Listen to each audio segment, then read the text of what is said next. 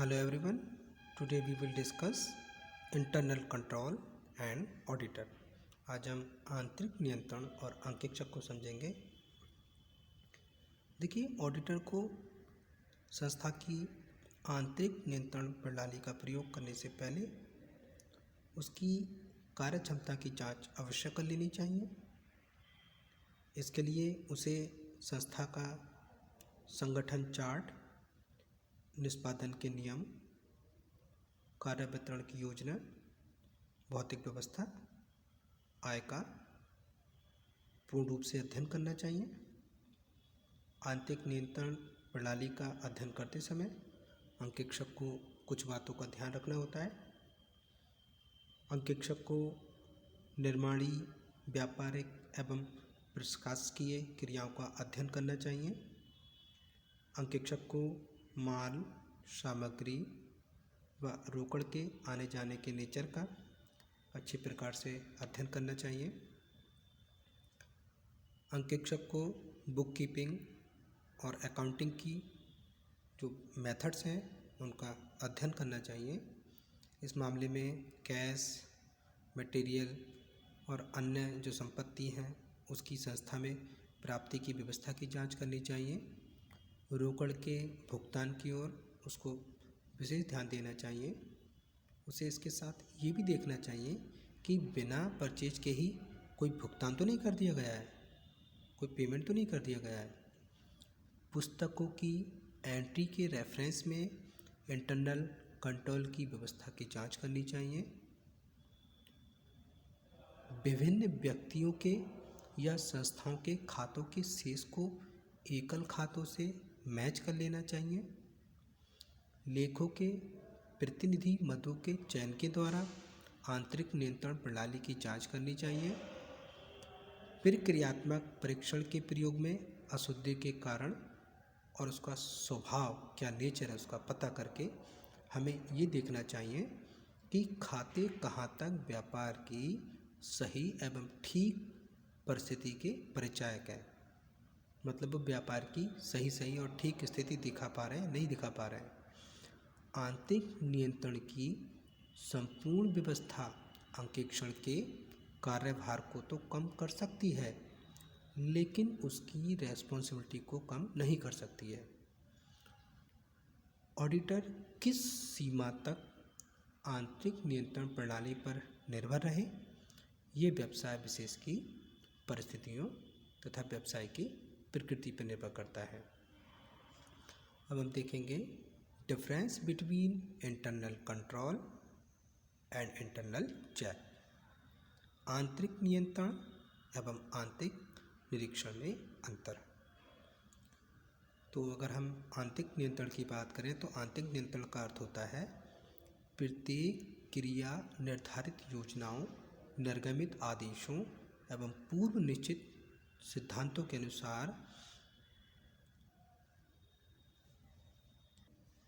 हो रही है या नहीं हो रही है, तो ये हमारा आंतरिक नियंत्रण होता है, ताकि हम होने वाली कमियों का जान सकें और इन फ्यूचर उनकी जो पुनरावृत्ति होती है उसको रोका जा सके। तो ये आंतरिक नियंत्रण होता है।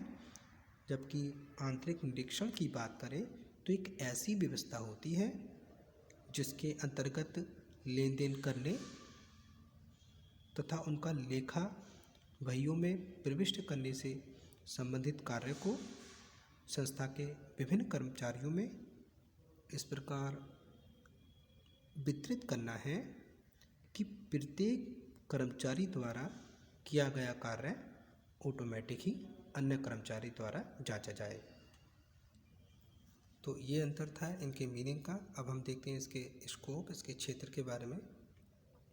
तो अगर हम इंटरनल कंट्रोल की बात करें तो इसका स्कोप काफ़ी ब्रॉड है।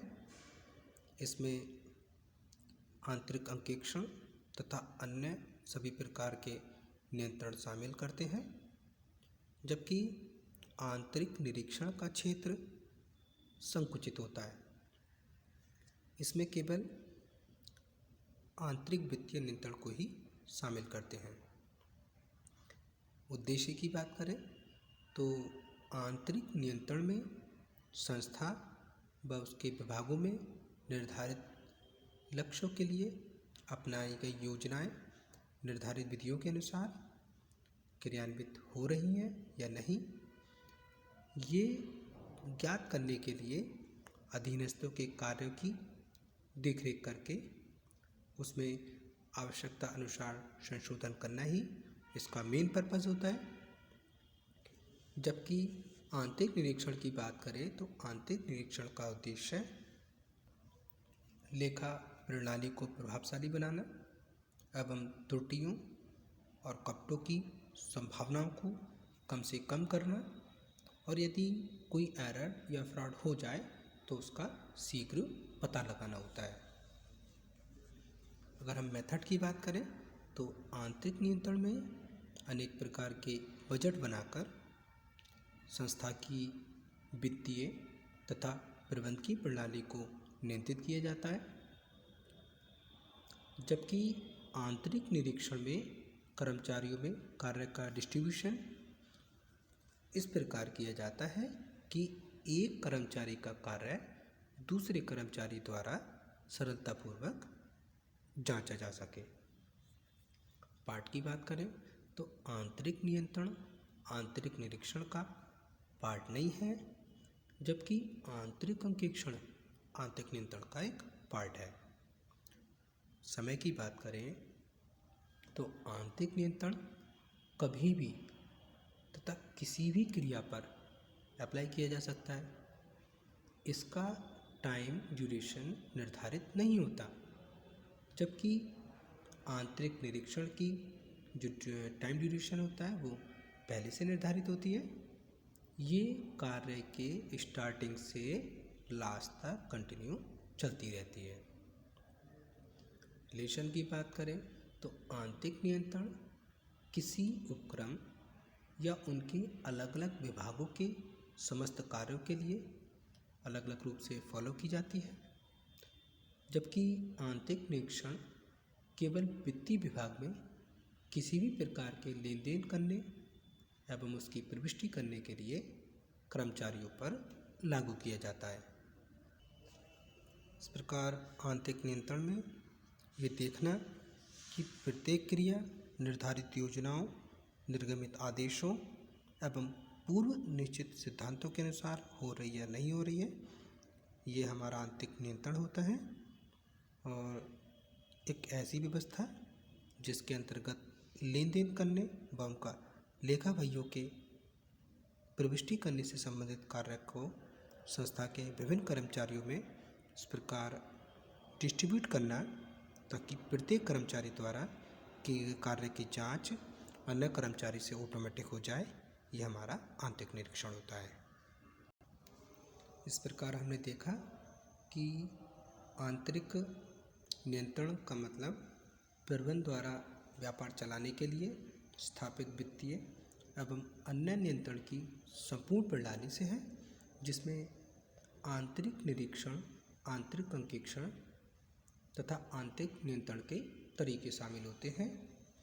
व्यवसाय के प्रत्येक पहलू को योजनाबद्ध ढंग से नियंत्रित करने के सभी उपाय आंतरिक नियंत्रण होते हैं, चाहे वे आर्थिक प्रकृति के हों या प्रबंधन से संबंधित हों, मतलब किसी प्रकार के हों।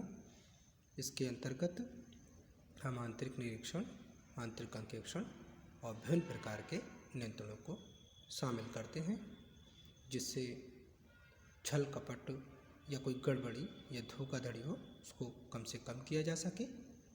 नियंत्रण की ये जो पद्धति है व्यवसाय के हर पहलू को योजनाबद्ध ढंग से नियंत्रित करने के सभी उपाय सुझाती है,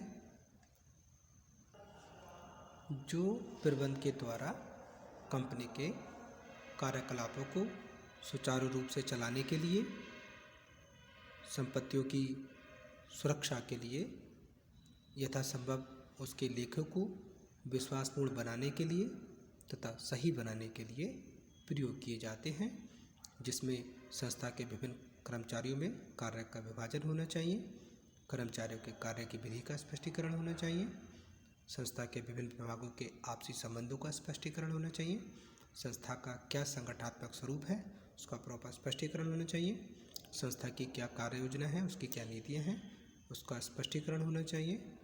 कर्मचारियों द्वारा किए गए कार्यों की प्रॉपर जांच होनी चाहिए। कार्य का एक स्टैंडर्ड निर्धारित करना चाहिए और जो वास्तविक कार्य है उससे उसकी तुलना करनी चाहिए। अगर जो स्टैंडर्ड वर्क है और जो एक्चुअल वर्क है, अगर उसमें किसी भी प्रकार का अगर कोई डिफरेंस आता है तो उसको दूर करने के लिए हमें प्रॉपर प्रयास करने चाहिए। संस्था के आंतरिक निरीक्षण एवं आंतरिक अंकेक्षण का अध्ययन करना चाहिए। संस्था के प्रशासनिक स्तर का वैल्यूएशन करना चाहिए। संस्था की संचार व्यवस्था का प्रॉपर हमें विश्लेषण करना चाहिए। संस्था में कर्मचारियों के कार्यों का डिस्ट्रीब्यूशन इस प्रकार करना चाहिए कि एक कर्मचारी द्वारा किए गए कार्य के परिणाम की जांच दूसरे कर्मचारी के कार्य के परिणाम से की जा सके, क्योंकि वास्तव में आंतरिक निरीक्षण ही एक ऐसी व्यवस्था होती है जिसके द्वारा किसी भी बिजनेस यूनिट की प्रोसेस को हम कुशल बना सकते हैं। संपत्ति का प्रयोग और उसका लेखा भी अलग अलग कार्य है, इसलिए संपत्ति का लेखा कार्य उसके प्रयोग कार्य से अलग रखना चाहिए। एक अंकेक्षक को संस्था की आंतरिक नियंत्रण प्रणाली का प्रयोग करने से पहले उसकी क्या कैपेबिलिटी है उसका अच्छे से जांच कर लेना चाहिए। इसके लिए उसे संस्था का संगठन चार्ट, संस्था के नियम, कार्य वितरण की जो योजना है उसका पूरा अध्ययन करना चाहिए, जिसमें निर्माणी, व्यापारिक, प्रशासकीय क्रियाओं का, माल सामग्री, रोकड़ के आने जाने के स्वभाव का अच्छी तरीके से अध्ययन करना चाहिए। अंकेक्षक को पुस्तपालन और लेखाक्रम की पद्धति का अध्ययन करना चाहिए। इस मामले में रोकड़, सामग्री तथा अन्य संपत्ति की संस्था में प्राप्ति की व्यवस्था की जांच करनी चाहिए। रोकड़ के भुगतान की ओर उसको विशेष ध्यान देना चाहिए कि कहाँ से रोकड़ के प्राप्त हो रही है, कहाँ भुगतान किया जा रहा है, और ये भी देखना चाहिए कि कोई ऐसा भुगतान तो नहीं कर दिया है जिसको हमने ख़रीदा ही नहीं है, मतलब बिना किराए के तो कोई पेमेंट नहीं कर दिया है। चीज़ों का इसमें ध्यान रखना चाहिए। आज की वीडियो के लिए इतना ही। Thank you very much students.